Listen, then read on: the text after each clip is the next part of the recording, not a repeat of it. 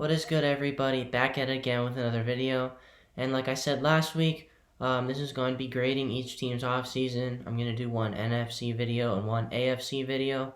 And then if you can't tell, I changed my name to Johnny Football. I think it has a nice ring to it. John is my first name.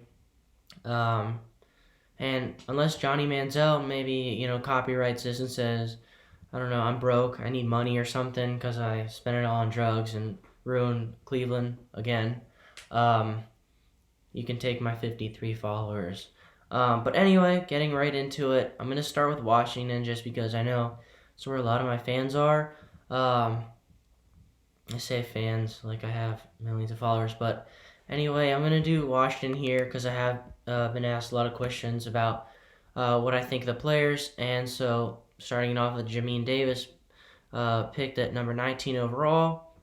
I think he was easily the second best inside linebacker in the draft, behind Micah Parsons, but the character issues are definitely not there. He's definitely a squared away guy. Micah Parsons, there's many of those.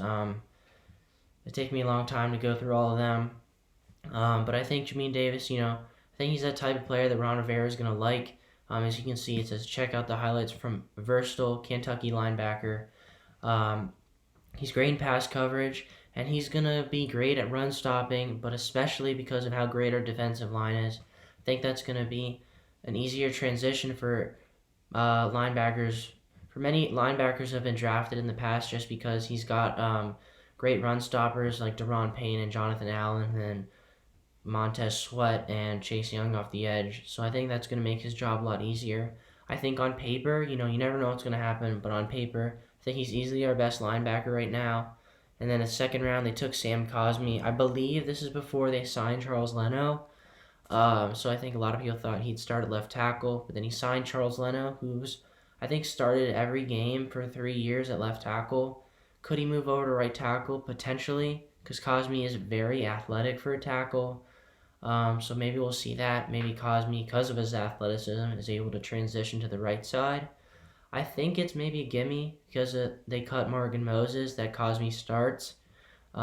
Steve Charles, who I am a big fan of, I think he could maybe play some left tackle and compete with Cosmi, but we'll have to see. But for right now, especially on paper, I think Cosmi's got to be the starter. Benjamin St-Juste in the third round. Didn't love this pick, to be honest with you. I say this, which is kind of crazy, but he runs a 4.5, which for her corner is slow. But he is like 6'3", so he definitely could be moved to free safety eventually. But I don't think he's a slot guy. And we got Kendall Fuller, and we have William Jackson. So unless maybe he comes in and plays on the boundary, and then Kendall slides inside. But I think Jamie Moreland is got to be the third guy right now, and I think he'll be the slot guy with Kendall Fuller and William Jackson on the outside. I think it's a decent pick, though. He definitely is one of those lengthy corners, which we're starting to see a trend more in the NFL nowadays. De'Ami Brown, I like this pick a lot. I don't think wide receiver was the biggest need, especially with Curtis Samuel and now Adam Humphries. And I don't think he'll be the wide receiver 3, especially not right away. But I think he's definitely wide receiver 4. He has a great move when he runs vertical routes, like kind of a double juke. And then he's great at making separation down the field. Not the fastest guy, but he has pretty good size. I like him a lot for the future. I think will probably be our wide receiver 3 2 years from now, with Humphries only being on a 1-year deal. John Bates, gonna be honest with you, this was a big reach. I didn't even have him on my top 10 tight ends. Most people didn't. And then you sign, so you still have Logan Thomas.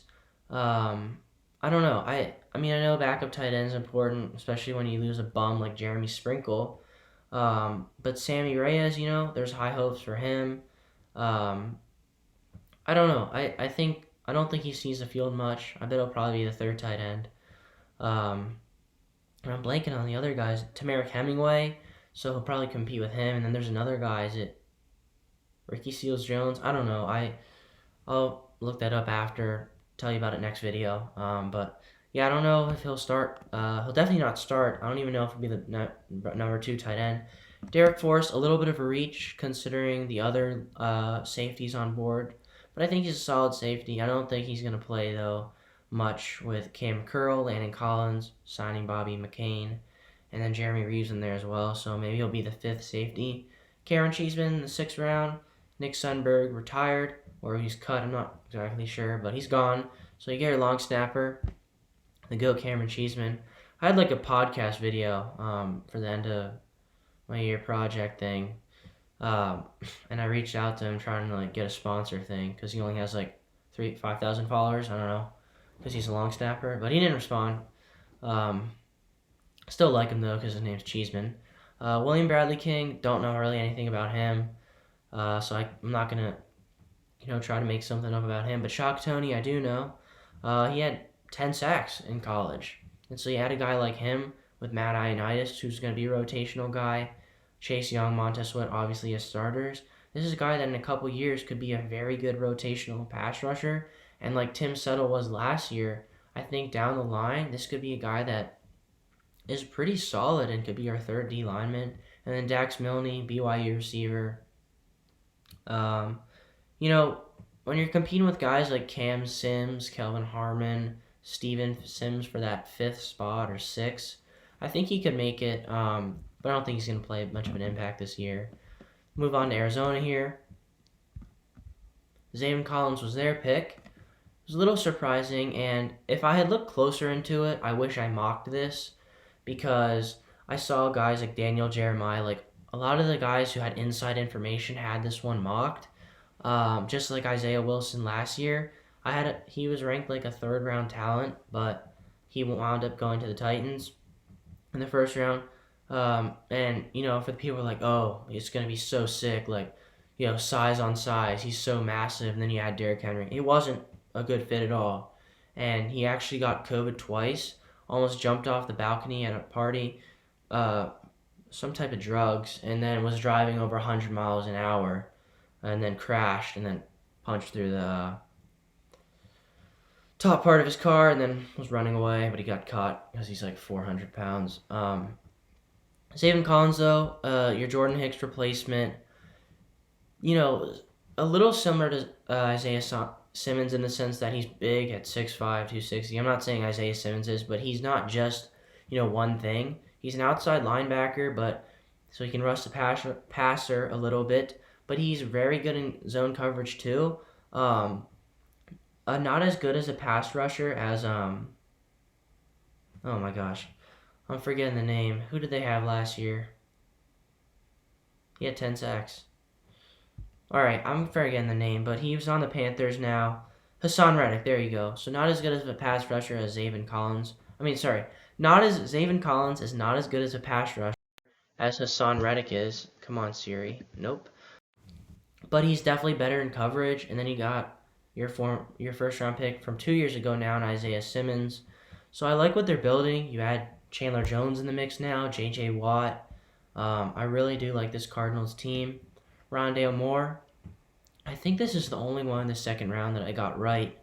I like that fit a lot. I think he could compete for that wide receiver 3 spot there with Christian Kirk, Andy Isabella, and A.J. Green. Is he the wide receiver 2? Maybe not. Talking about A.J. Green. So Rondale Moore, I think, is definitely going to have a spot on this team, though. Marco Wilson with the corners available. Didn't think that was a great pick. Victor Dimukije. I'm not sure if that's how you say it, but solid defensive end guy, like Shock Tony. I think he could develop into a nice rotational pass rusher. Tank Allen, so he went to JUCO, and then he transferred to UCF with COVID limited games. You didn't get to see him a whole lot, but he was very good.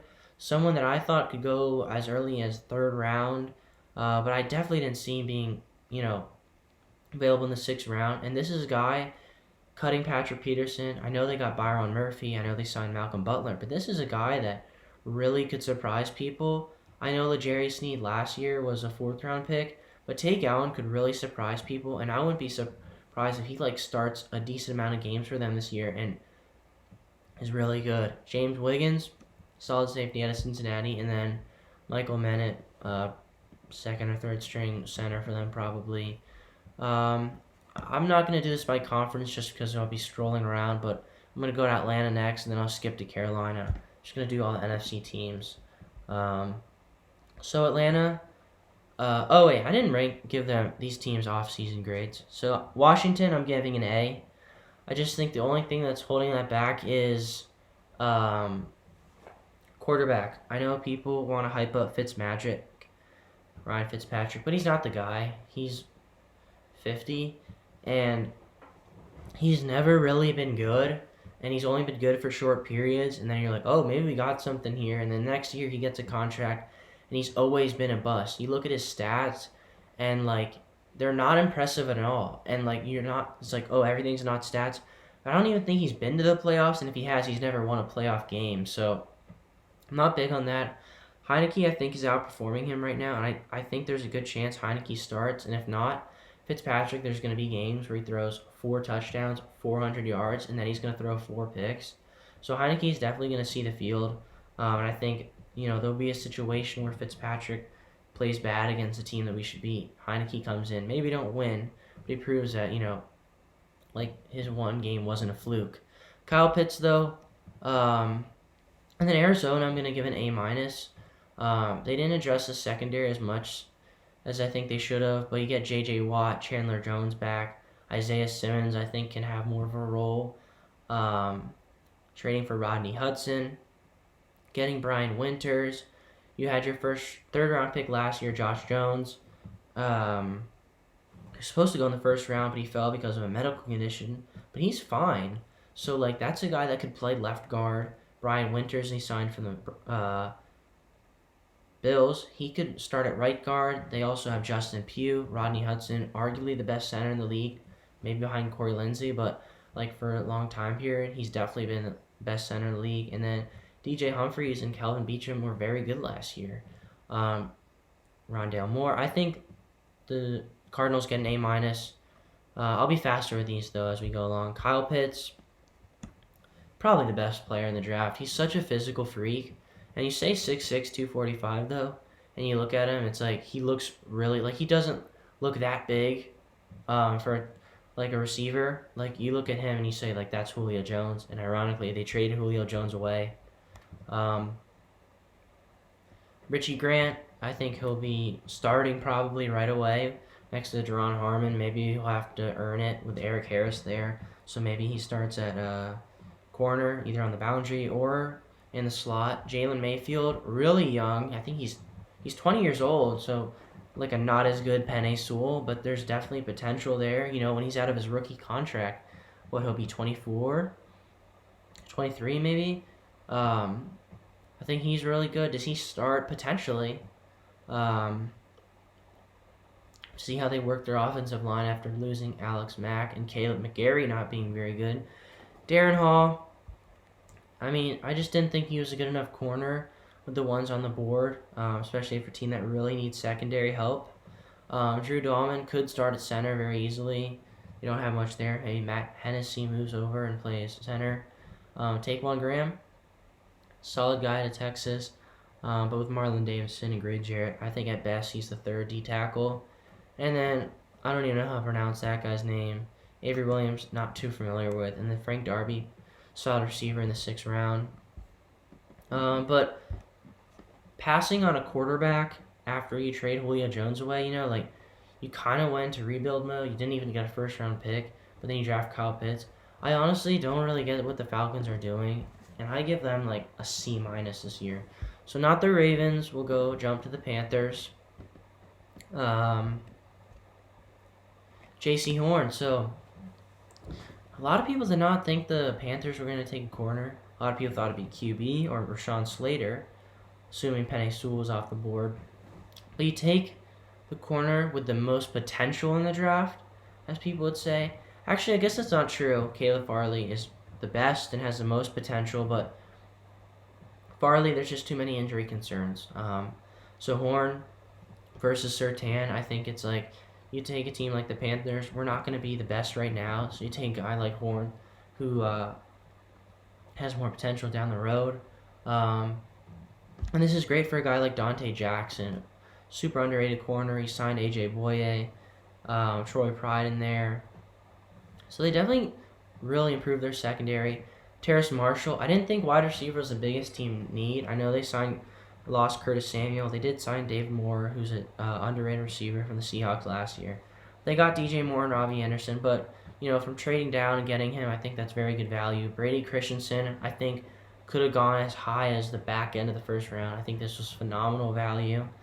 I think he could start at left tackle right away. Tommy Tremble, another one.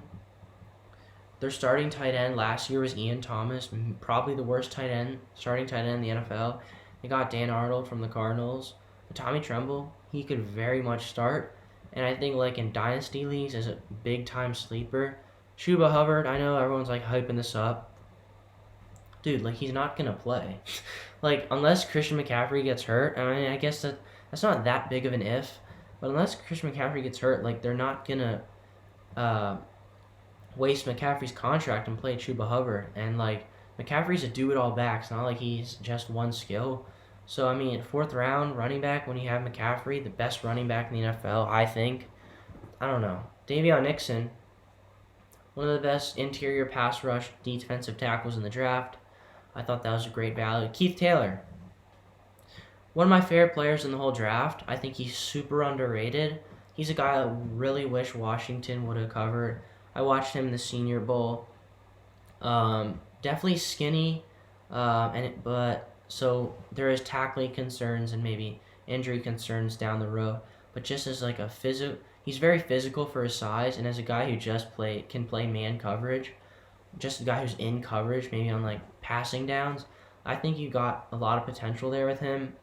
And this is a guy who a couple years down the road I really think could be a big time player. Deontay Brown is just massive, and that's pretty much all you can say about him. I mean, he was a good guard for Alabama, but he's definitely got to improve, the rest of his skills at the next level.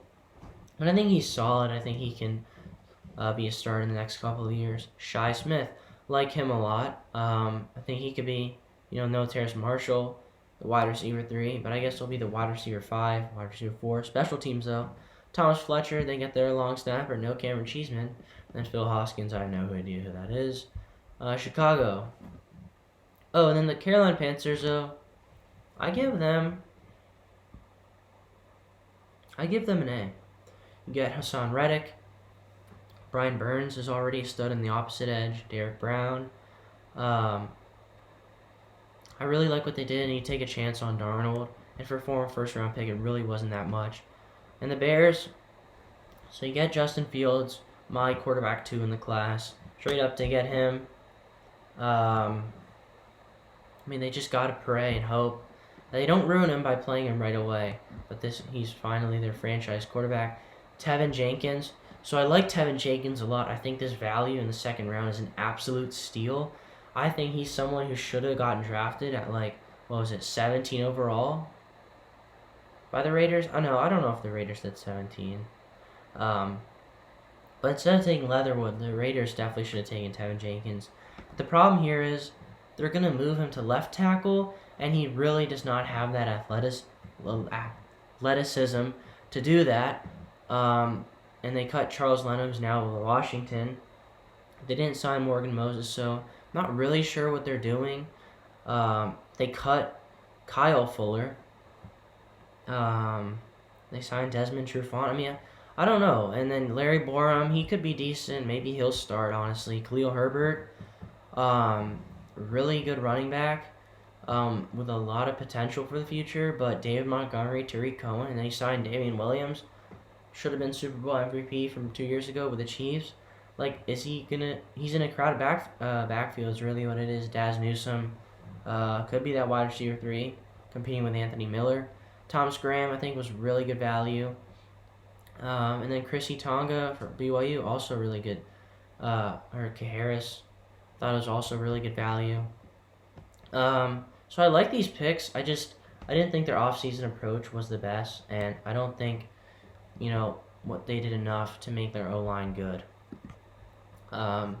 Cincinnati, they're in the AFC. Dallas, oh my gosh. So I just want to make sure I get this right. I saw this, I was watching NFL Axis, I was getting ready the other day, and they were talking about, who can compete with the Bucks? Like, who is going to be the NFC like front runners? And this woman said, I think her name was Jane Slater, said, I think the Cowboys are, and she was like she covers the Cowboys, so there's definitely biasy in there. But like, the fact that you would say that, I honestly think so absurd, and I don't want this to be taken the wrong way, but like Cynthia Freeland, who's been on NFL channel for so long now, has no idea what she's talking about. But because she's a woman,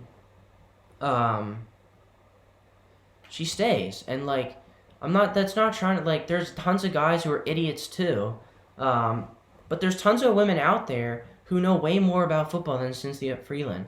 And like, maybe she's staying there because she came up with some program, but like, her program is awful. Like, she predicted last year not one team would have more than 10 wins. Like, do you realize how crazy that is?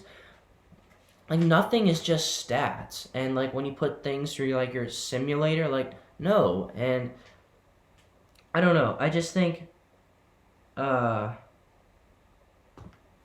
Cynthia Freeland is almost always wrong, but they always like validate her opinion, always like ask for her viewpoints, and it's kind of it's really frustrating.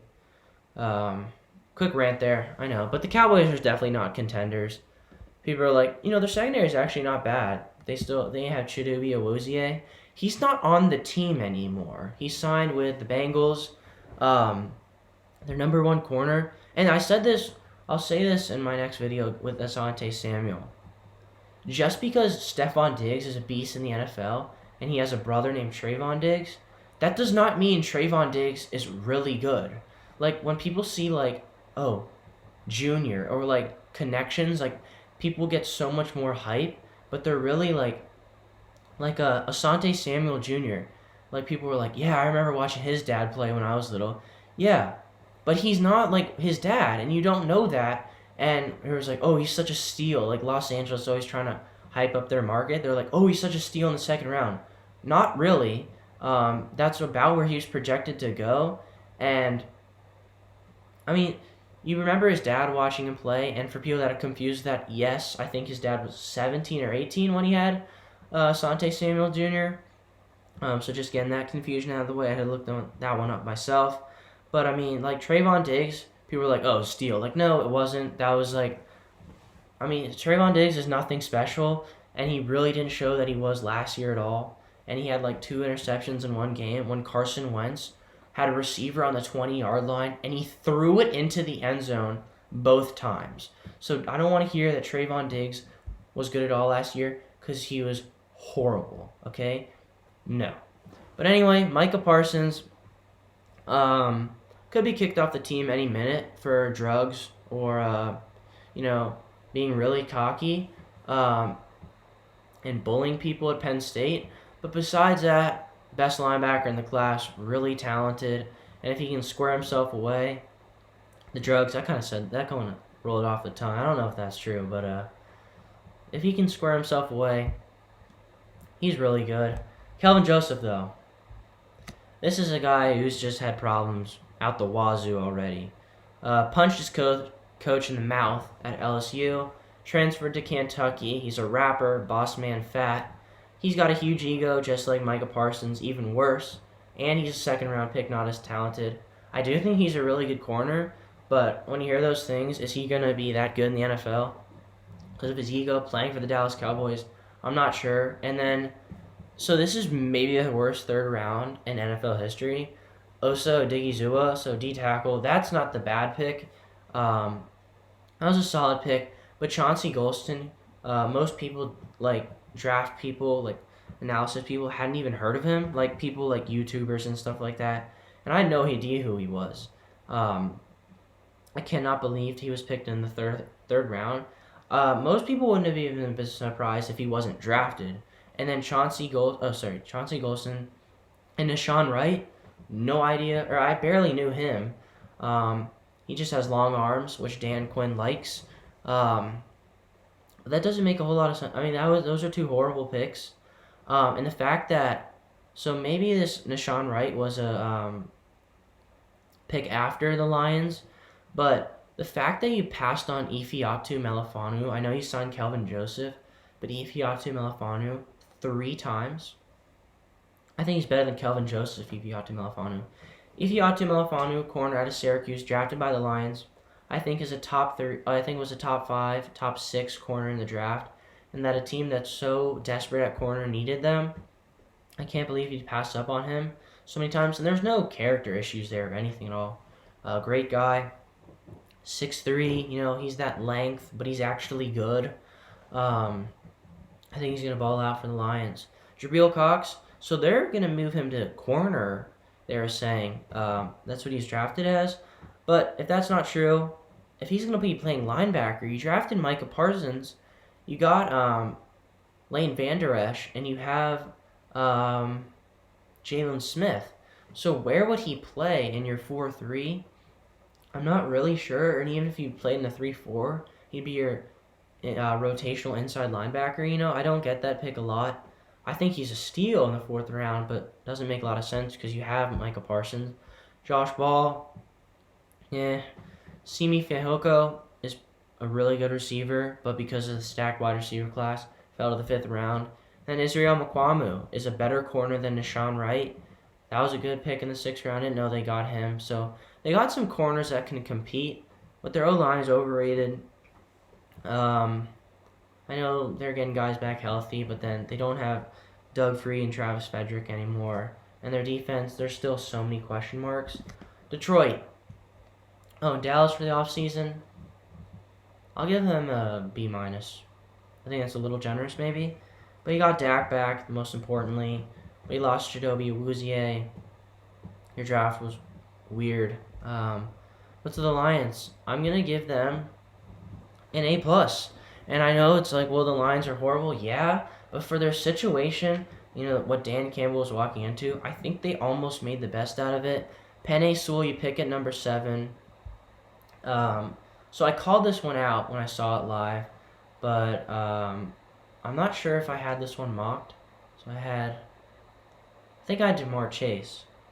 Or no, maybe I had Jalen Waddle. I'm not quite sure. Can't remember, but I think it was a great pick. You solidify your line as you had Logan Stenberg and Jonah Jackson, 2 of the best rookie guards in the NFL last year. Frank Ragnow, top 3 center in the NFL. Taylor Decker, he just paid all that money to at left tackle. So Penei Sewell comes in now, and he's 20. So, this team's going to rebuild for a long time, but he's going to be a big part of that. Round 2, Levi Onwuzurike, Ali McNeil. So Lee McNeil, best nose tackle in the class. Levi Onwuzurike, a very balanced D tackle, can do a little bit of everything. Re-signed Romeo Okwara. Trey Flowers is still there. I know he's not the best. Julian Okwara is there. Deshaun Hand, you traded for Michael Brockers, only giving up a 7th round pick. I like this defensive line, especially for the future. I know maybe Trey Flowers is not going to be in those long-term plans. Probably not Michael Brockers, but Onwuzurike and McNeil for the future. Romeo Okwara, Julian Okwara, maybe Deshaun Hand. I like a lot of the pieces there. And then Ifeatu Melifonwu. Probably top 5 favorite player in the class for me, just like value-wise and like watching him and just seeing how underrated he was. Did really well in the Senior Bowl. Syracuse had 3 players I think were drafted. Him, Andre Cisco, and I know Tro Williams signed with the Saints. Not quite sure about the other guy, but I think this is a total steal. You have Jeff Okudah, who you drafted 3rd overall last year. I think he's really good. And he's 6'3" too, and he's pretty fast for his size. I can't say enough about Ifeatu Melifonwu. I think for the future, he's going to be a great corner. Amon-Ra St. Brown was very good value for the 4th round. He probably is your wide receiver 1, as crazy as that sounds. And, they got Brashad Perryman, Tyrone Williams. Definitely a fantasy potential breakout guy just because of the volume there. Derek Barnes, inside linebacker. Proved that linebacking core with a guy like with Jamie Collins. And then Jalen Reeves-Maven, Sean Dion Hamilton, and then Jelani Tavai. Jamar Jefferson will be a solid backup running back. And then, so I know they got Goff and they traded Matthew Stafford away, but they did get 2 future first-round picks in the process. So I am going to give them an A+ just because I think they set themselves up well for the future. Green Bay, so Aaron Rodgers. What are you doing, buddy? Um, Eric Stokes, though, I think he was like the fastest corner in the draft. I think he clocked in at a 4.29. People were not super happy with his pick, and then I saw like Colin Howard, the biggest bum on the other, say like he's not even the best corner at his school. Actually, he absolutely was. I know Tyson Campbell, people were high on him, but Eric Stokes was just slept on for no reason. And I actually do think this was a good pick. Not one I had projected, but Kevin King was horrible last year, and Eric Stokes can be your corner too with Jair. And maybe if you had a guy like Stokes, you would have beat the Buccaneers. But maybe you can do it next year if Rodgers comes back. Josh Myers, kind of a reach.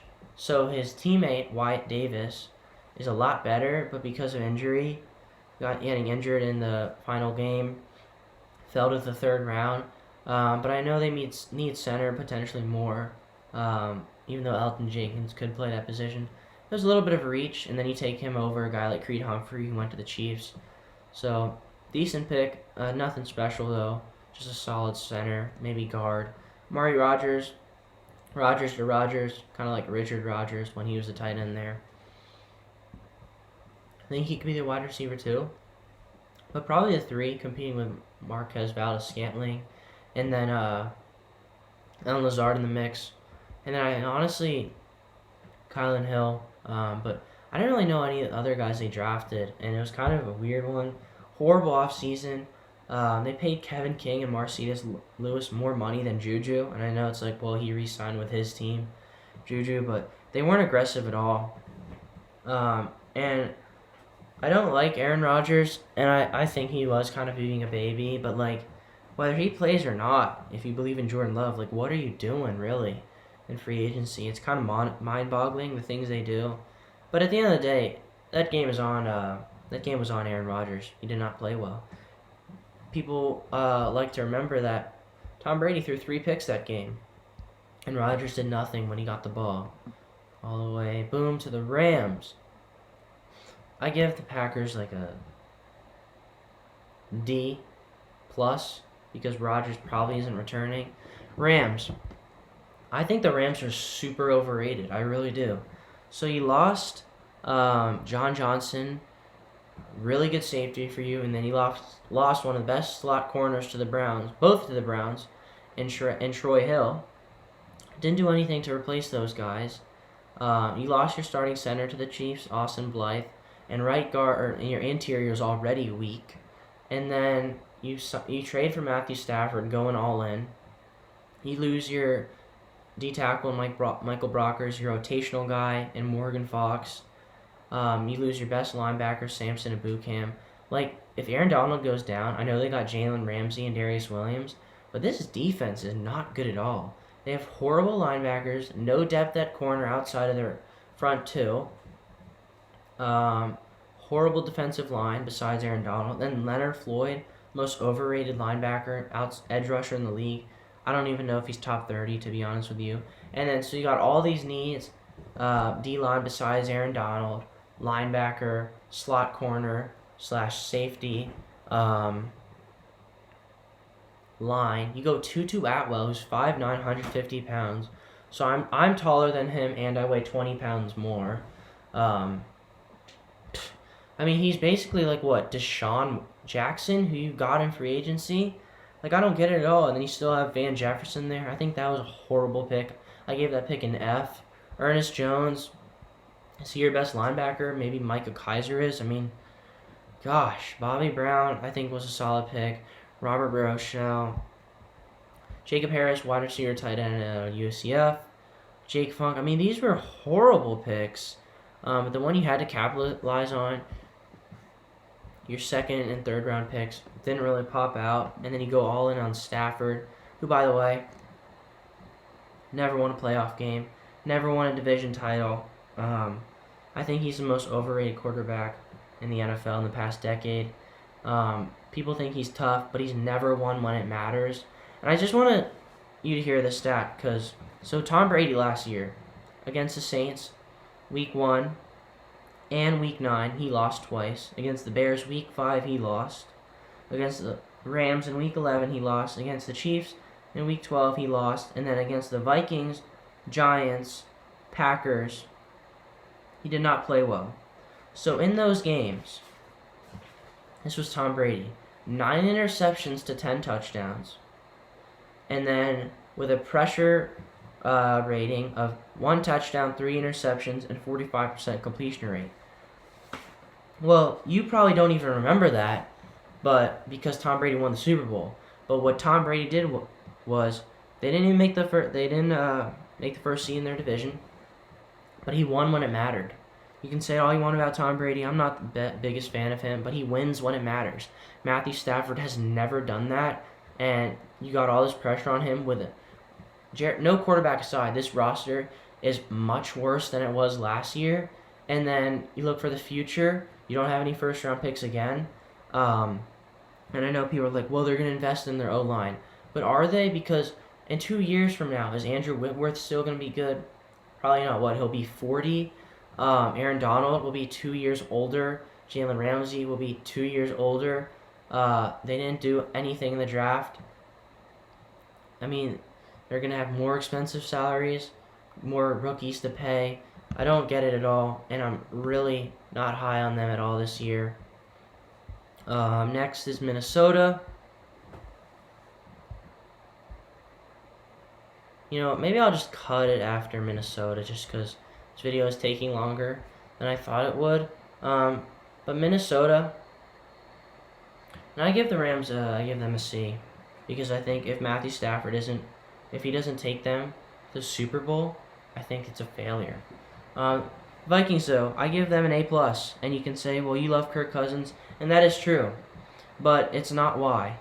As a Kirk Cousins fan, I got to see him getting pummeled every week by having a top 5 worst offensive line in the NFL, and last year, a top 5 worst defense in the NFL. And one of the biggest reasons of that was Danielle Hunter missed most of the season, Anthony Barr missed most of the season, Michael Pierce, their D tackle, opted out, who they signed from the Ravens. So they definitely had a lot of holes to address. All their corners were let go in free agency, so they're banking on all their rookies to play well. There's a lot of holes. And Christian Darrisaw, who they traded down from 14 to 23, still managed to get him because the Raiders passed on him and drafted Alex Leatherwood. This was able to go through. So Christian Darrisaw will start at left tackle. Brian O'Neill, who's a very good right tackle. So you now have two solid tackles. Center, Garrett Bradbury, it's a proven year for him. And then left tackle, Ezra Cleveland, who was very good for them last year as a rookie. He was decent, I guess, in normal standards, but as a rookie and being thrown into right guard after playing left tackle, that's a hard transition. But now he gets to play the left guard, the more athletic side of the line. And I think they did the best they could, without free agency to sign linemen. And then you see here in the third, Wyatt Davis, who was a first-round talent, but because getting injured in the last game, Ohio State versus Alabama, he dropped all the way down his value, but they pick him up the third. He is healthy now, and he's still that player he was. So you got 2 first-round talent players, one in the first, one in the third. Kellen Mond, your quarterback for the future. So they've said it, and I believe it. You got to. Kirk's the quarterback for the next 2 years. There's no disputing that. But there's so many. Justin Jefferson, players are going to get expensive. Contracts are going to expire. They have so many one-year deals this year going all in on players. And if they're not if they're not good, they're gonna tank the team, and Kellen Mond's gonna be the guy in 2 years. So I like that pick. You pick him in the third round, right before the Texans, who would have taken him. Chaz Surratt, I think he's 25 years old, so definitely older, but he played quarterback before switching to linebacker at North Carolina because of Sam Howell coming in. But he was really good there. Definitely a very athletic player, new to the position, so there's potential there for the future. Patrick Jones, edge out of Pittsburgh, like that pick a lot. I think he could be a very nice rotational pass rusher in his first year. Same with Janarius Robinson. Kenny Nwangu, one of the fastest players in the draft, I think will be the RB2, and I think he's going to have some highlight plays next year. Was kind of lost in the backfield because of David Montgomery when he was at Iowa State, but now he'll have a chance to prove. And I think he played corner, too, before switching to running back. Karen Bynum played safety, played corner at Cal. There's a lot of potential there. They'll be moving him to safety. Amir Smith-Marset, wide receiver. Could be that wide receiver 3 they've been looking for. Zach Davidson, the best punter / tight end ever. And then Jalen Twyman.